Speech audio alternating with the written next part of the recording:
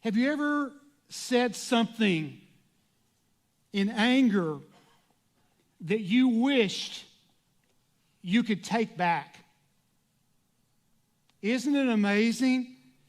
It may have only lasted 5 seconds, but it impacted a relationship for 5 years. The truth is, most of us don't suffer because we get angry. We suffer because we speak while we're angry. There are words that we wish that we could retrieve. There are text messages that we wish we had never, ever sent. There are moments we wish we could just relive. And that's why Paul tells the believers at Corinth, love is not easily angered. Listen to me, church. Corinth was a perfect storm for anger. The city's history, its culture, its economy, its social structure created this environment. There was anger, there was outbursts, there was relational breakdown in Corinth.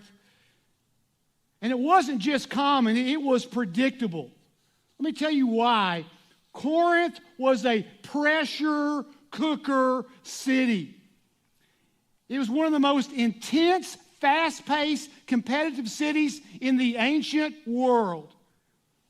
What that means is that for anger, high pressure leads to short tempers.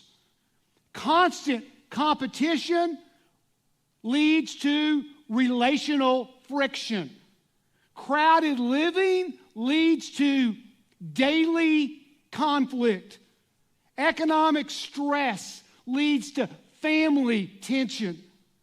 Corinth was built in Rome, we said this before, in 44 BC, rebuilt by the Romans. And it quickly became this booming commercial hub in the world. People were flocking to Corinth from all over the world to, quote, make it. That kind of environment always produces stress, insecurity, and emotional vulnerability. Corinth was also a culture that was obsessed with status and honor. Honor-shame cultures dominated Corinth. Everything was about public reputation. Social rank was being seen as superior. What fueled the anger in Corinth? Let me tell you, when honor is currency, when any insult becomes a threat, people respond to shame with rage, with retaliation, with humiliation. Families internalize the same patterns. Anger becomes in a family a way to control. In Corinth, losing face was worse than losing money.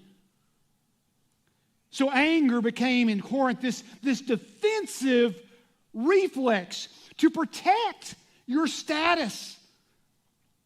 Extreme wealth gaps also created daily resentment. I mean, think about this. Corinth had the ultra-rich, and it had the working poor. It had the desperately poor. The wealthy flaunted their privilege. The poor, well, they lived with constant humiliation. Anger grows in environments of inequality. The poor feel powerless. That breeds, and you've seen this, frustration. The rich, they feel entitled, and that breeds impatience and contempt. Families absorb these emotional patterns, and anger, well, it just becomes normalized. And that's exactly what Paul is confronting in 1 Corinthians 11. The wealthy were shaming the poor during the Lord's Supper. Corinth was also a melting pot.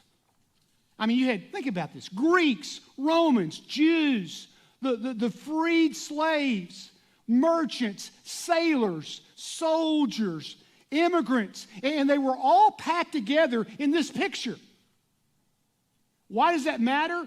Different values, constant misunderstandings, different customs, friction, different languages, communication problems, different religions, conflict.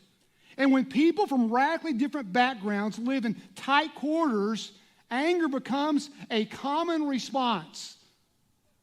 Confusion, offense, cultural clashes. Also, Corinth was known for lawsuits and public conflict. Corinth was famous for dragging other people into court. When you read 1 Corinthians chapter 6, verses 1 through 8, here's what you really see. Litigation was entertainment for those in Corinth. People were quick to escalate conflict. Anger was a legitimate tool for winning disputes. Families learned to fight to win, not to reconcile. A culture of public conflict always produces something else. It always produces private conflict as well. Family structures in Corinth were fragile. Most households were multi-generational. They were economically strained. They were socially unstable. And that often you had this patron-client relationship. And what happens is that creates power struggles, resentment, and listen to me, harsh discipline, emotional volatility. Anger was used in the home as a means of control. And when the home is unstable, anger becomes a survival strategy. Sexual chaos and moral instability was rampant in Corinth. Corinth was infamous for its prostitution, for its adultery, broken marriages, relational betrayal. Betrayal always breeds what? Anger. When trust collapses, families will experience explosive conflict, emotional wounds, long-term bitterness, generational patterns of rage, generation after generation. Paul's letters repeatedly address sexual sin because it was tearing families apart in Corinth. Corinth's personality was proud. It was assertive. It was quick to defend. The Corinthians were known for their arrogance. If you just look in some translations of your Bible in 1 Corinthians, time after time, Paul uses the phrase puffed up. Assertiveness, self-promotion, defensiveness, quickness to take offense. Pride and anger are siblings. Where pride thrives, I promise you, anger is going to follow. Phrases like this, and you've heard these, I deserve better. You embarrass me. You challenge me. Spiritual competition was also inside the church. Even their worship, can you imagine this, produced anger. People were interrupting each other in the worship service. They were competing with spiritual gifts. They were judging each other's maturity. They were arguing over who's the best leader. They were shaming the weak. As I mentioned a moment ago, the church had absorbed Corinth's competitive spirit, and spiritual pride leads to spiritual anger. The devastating consequences of anger in the Corinthian families was this. You had fractured marriages.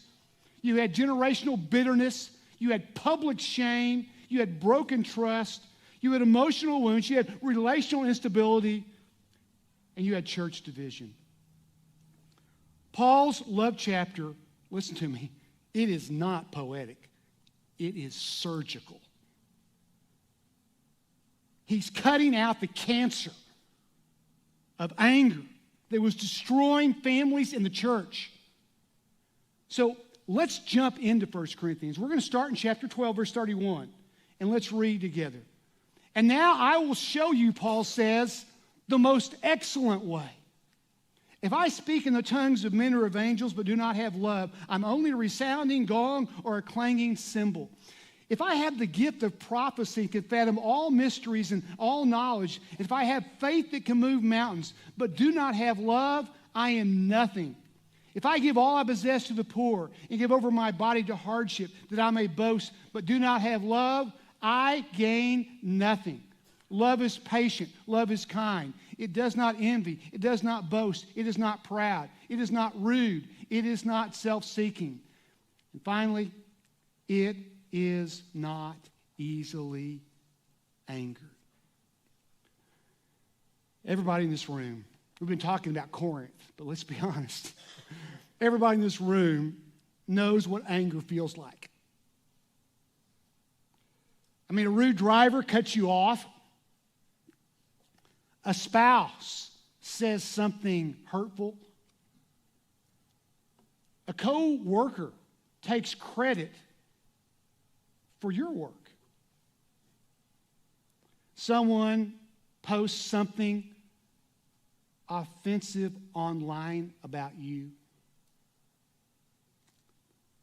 The problem is not that we experience anger. The Bible, listen to me, the Bible never says anger in itself is sin. The Bible doesn't say that. Even Jesus got angry at times. The problem is what anger does if we don't deal with it God's way. In fact, someone once said this. This is really good. You might want to write this down. Anger is one letter short of danger. That's certainly true. One angry text, one angry decision, one angry sentence, one angry moment can damage a relationship that took years to build up. Paul tells us genuine love is not easily angered. The Greek word for this easily angered is the word paroxono. It literally means to sharpen, incite, irritate, or rouse. It describes a sudden, violent outburst, meaning love does not fly into a fit of rage or irritation. It doesn't mean love doesn't ever become angry. It means love is not, listen to me, controlled by anger. Today, this morning, I want us to discover why. And what we're going to do is I'm going to share two biblical stories and then one writing from Paul that I want you to really take with you today. So you have your bulletins, if you would, open them up. There's a pen or a pencil in front of you. And let's look at these 3 points from the two stories in the one biblical writing of Paul.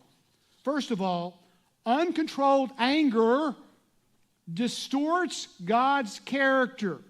Now, what I mean by that is it distorts how people view God's character. Your uncontrolled anger impacts that. We're going to go to Numbers 20. In Numbers 20, we have this really famous story in Numbers 20. It's the story of the waters of Meribah. And it's a story really, first of all, it begins, and this kind of helps you understand the story when you begin with this first verse. It begins with a season of grief and pressure. Look what it says. In the first month, the whole Israelite community arrived at the desert of Zin, and they stayed at Kadesh. There Miriam died and was buried. Now Israel arrives at the desert of Zin and Kadesh, and Miriam dies there. And that matters because Miriam was Moses' sister. And when you talk about being close to your sibling, really his lifelong companion, she was really a co-leader with him. And so Moses here in this story, the guy is grieving. Leadership under grief often exposes emotional vulnerability. This sets the emotional tone for the entire episode. So let's keep reading. Now there was no water for the community. They're out in the desert. And the people gathered in opposition to Moses and to Aaron. They quarreled with Moses and said, "If only we had died when our brothers fell dead before the Lord. Why did you bring the Lord's community into this wilderness that we and our livestock should die here. Why did you bring us up out of Egypt to this terrible place? It has no grain or figs, grapevines or pomegranates, and there is no water to drink. Their complaints are just escalating. If only we had died. Why did you bring us to die here, they say. This terrible place has no grain, no water. I mean, this is not simple frustration. This is open rebellion, blame, emotional attack against Moses and the leaders. If you've ever been in an organization where things are exploding, you probably know this is true. Here's an equation for you. Pressure plus grief plus public hostility, that is a very lethal drink. Moses responds right, though. Look how he responds, he and Aaron. Moses and Aaron went from the assembly to the entrance to the tent of the meeting, and they fell face down, and the glory of the Lord appeared to them. The Lord said to Moses, take the staff, and you and your brother Aaron gather the assembly together. Now speak to that rock before their eyes, and it will pour out its water. You will bring water out of the rock for the community, so they and their livestock can drink. I mean, God's so simple here. Take your staff, get everybody together, speak to the rock, and I'll bless everybody. But that's not how Moses responds. I mean, you've been where Moses has been. Everything's built up inside of you, and it's building and it's building, and you look out on these people. Verse 9, Moses took the staff from the Lord's presence just as he commanded him. He and Aaron gathered the assembly together in front of the rock, and Moses said to them, listen, you rebels, must we bring you water out of this rock? Then Moses raised his arm, and he struck the rock twice with his staff. Water gushed out, and the community and their livestock drank. I mean, look, there's two major failures here. Maybe you've experienced this in your life. First of all, Moses' words reveal his anger. Rebels is not God's words. Those are Moses' words. And secondly, what does Moses do here? What we do a lot. He shifts the glory. Moses says, must we bring you water? He places himself in the center of this miracle. And then he disobeys the command. He doesn't speak to the rock. He strikes it twice in anger. And now we come to verse 12.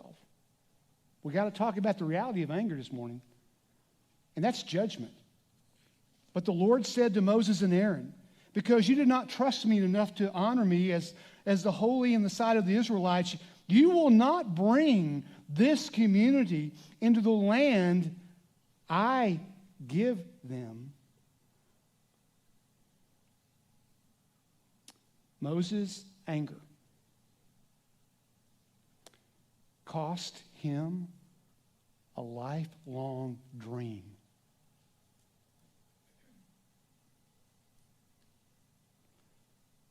Why does anger have long-term consequences? This is not on your bulletin, but you can write it down if you want. First of all, because it distorts perception. Moses goes from being God's servant to we must bring you water. Anger always makes us exaggerate our role and minimize God's role in the situation. Not only that, anger leads to disobedience. God said speak, Moses struck. Anger pushes us into actions we would never take in calmness. Not only that, as we'll see in just a moment in more detail, anger damages relationships. Moses calls God's people rebels. Have you ever called someone you did not want to call them something, and you, in anger, you said what you wish you could take them back later? Have you ever done that? I mean, to someone you love even. It's out there. You just wish I could take those words back. Anger also creates irreversible consequences. What did it cost Moses? His leadership future, his entry into the land, his final joy with the people that he led for 40 years. Church, listen to me. Anger destroys marriages, it destroys families, it destroys ministries, it destroys reputations, it destroys opportunities, it destroys trust. What can we learn from this? Well, what we can learn is what God is like. He's holy, He's loving, He's forgiving. What we need to understand is people are watching us, though. And we say we're a believer and we're a Christian.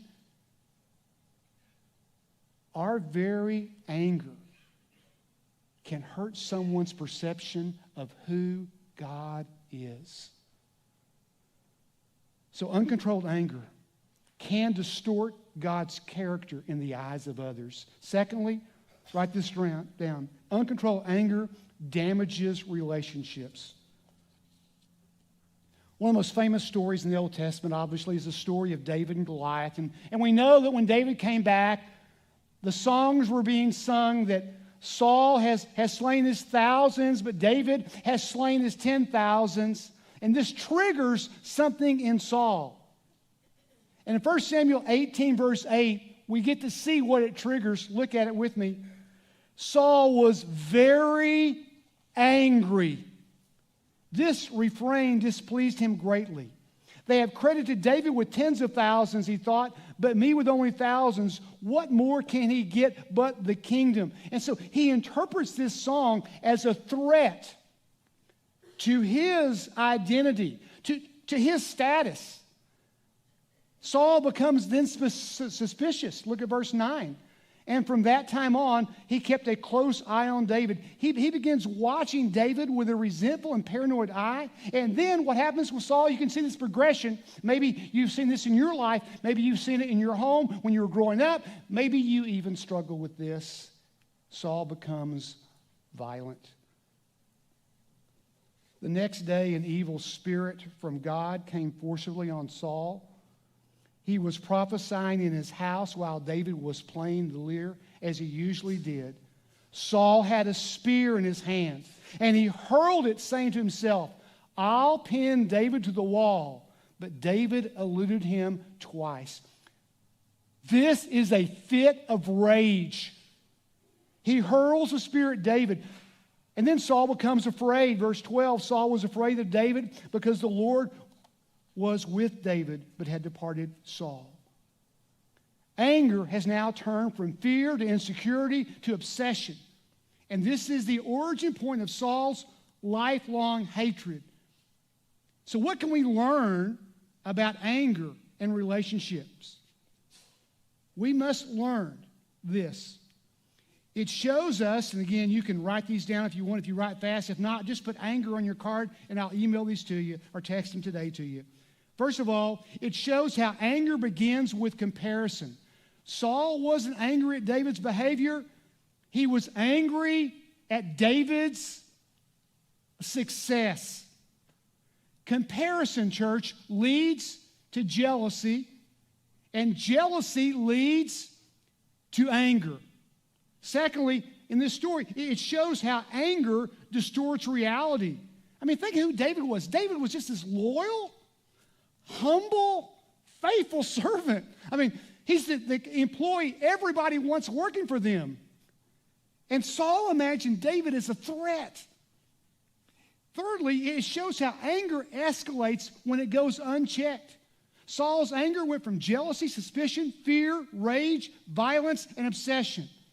Let me read you that list one more time, because maybe you've seen this or maybe you struggle with it. Jealousy, suspicion, fear, rage, violence, obsession. This is the progression Paul warns the church about in Corinth in chapter 13. He says, love is not easily angered. And fourthly, if you're taking these little notes, it shows how danger destroys relationships. I want you to just listen to this list. Listen to this list.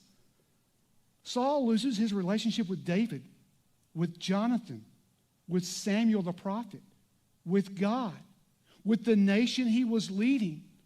Let me tell you what anger does. It isolates you. It isolates you. Number 5, it shows how anger ruins a person's future.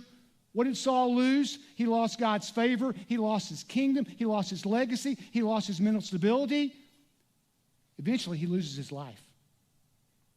Anger, church, has long-term consequences. So for you and I, what I take away from this point is this. Marriages aren't always destroyed by one affair. Friendships aren't always destroyed by one disagreement. Relationships, listen to me, slowly die under repeated, uncontrolled anger. Harsh words, raised voices, bitterness, resentment. Eventually, love just can't breathe. It just can't breathe. Uncontrolled anger distorts God's character to a world that needs it. Uncontrolled anger damages relationships. And finally this morning, uncontrolled anger hurts the one who carries it. This is so plain in Paul's words to the church at Ephesus. He makes it plain. In Ephesians chapter 4, verses 26 and 27, Paul says this, "In your anger do not sin. Do not let the sun go down while you are still angry, and do not give the devil a foothold." Let's just break this up. In your anger do not sin. Paul here does not say never be angry to the church at Ephesus. He says when you are angry, be careful. Because anger turns inward before it turns outward. This passage is about self-harm through anger. Let's break it down. In your anger, look at it. In your anger. Anger is a normal human emotion. Paul assumes you and I, we're going to be angry at times about injustice, about something wrong. Jesus himself showed anger. Anger, though, is not to be volatile. I read one story this week, and I love this illustration, this metaphor. It says anger is like fire. When it's contained, it's okay.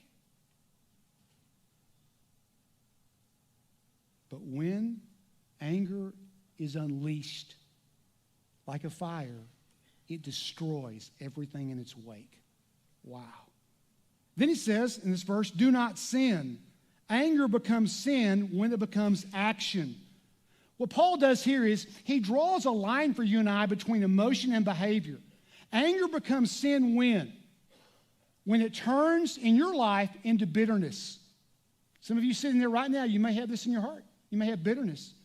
When it becomes revenge, when it becomes harsh words, withdrawal, resentment, when it becomes self-righteousness. Paul is not warning about hurting others yet, but he's warning about hurting yourself, because sinful anger poisons your thoughts. It distorts your perception. It damages our spiritual health. It blinds you and I to truth. It makes you misinterpret other people's motives. It isolates you emotionally. And then he says, do not let the sun go down while you are still angry. Anger becomes toxic. Listen to me. You and I know this. When it's stored.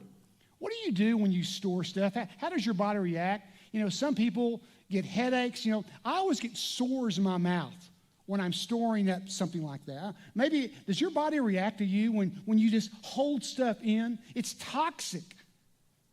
Whether that's bitterness, whether it's resentment, whether it's emotional infection, whether it's spiritual corrosion, unresolved anger is like leaving a wound untreated.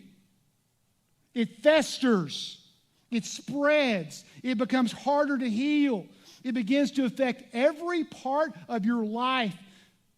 I mean, here's the key insight for us this morning. Unresolved anger hurts the angry person more than the offender. Get that in your head. The offender, listen to me, I'm just going to read some stuff. This is really good. The offender, they sleep fine. The angry person lies awake, rehearsing over and over again. The offender, they just move on. The angry person carries the weight.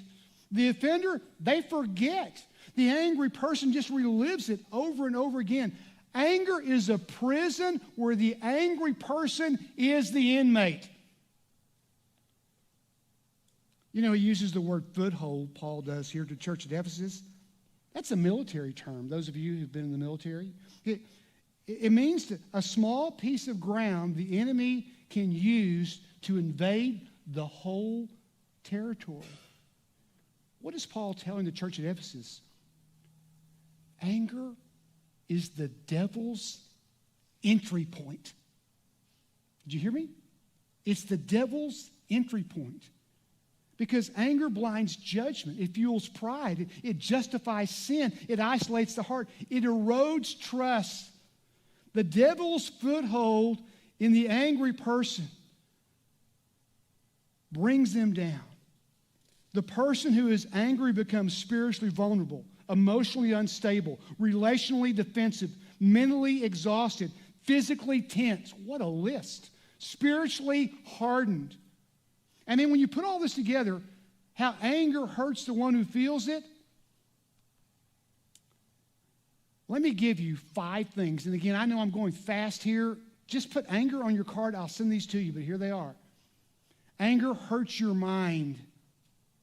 You replay the offense over and over. Anger hurts your heart. You become cold. Anger hurts your relationships. You withdraw. Anger hurts your spiritual life. You lose peace. Anger hurts your future. You make decisions from emotion, not wisdom, and they damage you. They sabotage you. Unresolved anger doesn't just hurt others, it slowly destroys the person who holds it.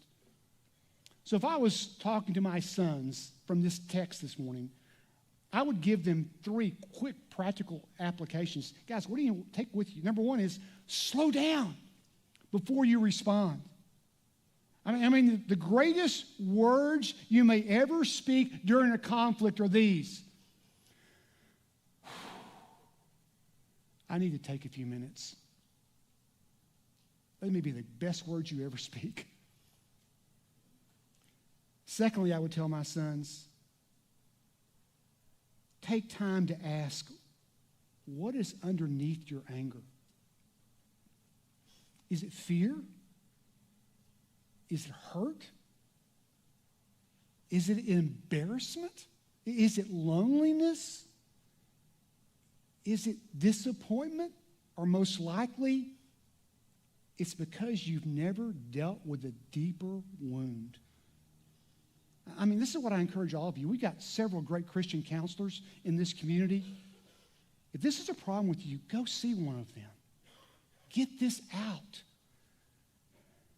And thirdly, I would tell my boys, guys, remember how patient God has been with you. Every time we remember the grace we've received, it becomes so much easier to extend grace and let anger die. I close with this. This is one of my favorite stories of Abraham Lincoln. Lincoln had a habit when someone made him furious. And by the way, if you ever study the life of Abraham Lincoln, he had lots of enemies. Lots of enemies. But he had this habit.